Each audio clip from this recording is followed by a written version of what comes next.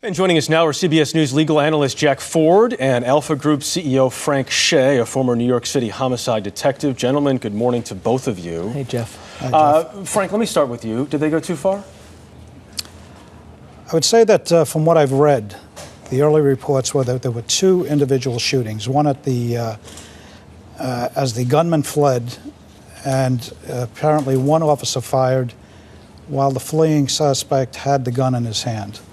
Then you have the second set of circumstances where he was attempting to carjack a vehicle, and the vehicle apparently left the scene, and while driving away, it was then observed by 4 officers in 2 teams, and then they apparently fired on the car.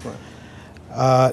As far as going too far, I think the investigation will turn up whether they did or not, and that is going to be dependent on, number one, whether or not the officers were aware that there were hostages in the car.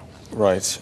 Jack, let's talk about rules in cases like this. Are there rules that the police officers follow? That's the hard thing, Jeff. When you say, did they go too far, what's the definition of too far? Right. Police officers and departments have gotten much better in the last decade or so. I think Frank has seen this in terms of saying, let's have some policies. Let's give guidance to the police officers that are out there on the street. But everybody realizes you can't have a hard and fast rule because the facts in each situation change. You know, when they look at this, they'll look at the police officers and they'll say, okay, was there criminal responsibility here? Was there civil responsibility? Was there departmental? But again, the standards are what was reasonable under the circumstances.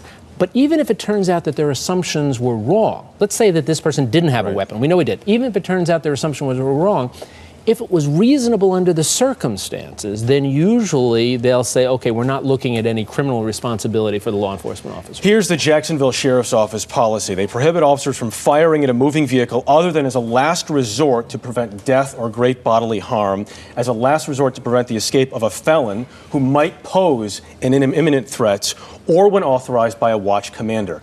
Are these the uniform rules? Well, in New York City, we'll use New York City as one example. It's forbidden to fire at a moving vehicle. That's one situation. But in Jacksonville, they do have the fleeing felon and the safety of any individuals that may be injured in his flight. Now, a police officer has 1 to 2 seconds to make a decision. Yeah, we should mention these happen very, very quickly. You know, and a split second can change the lives of many people, not only the people that are being shot at, but also the police officer's life.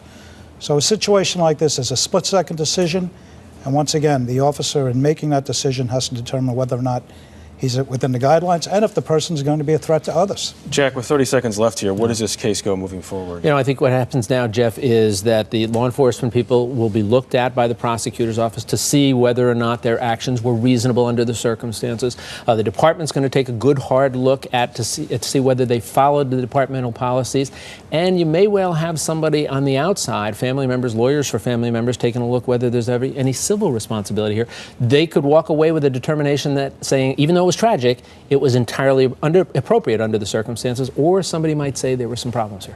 All right, Jack Ford and Frank Shea, appreciate both your time this morning. Thank you very much. A lot happens early on The Early Show, weekday mornings on CBS.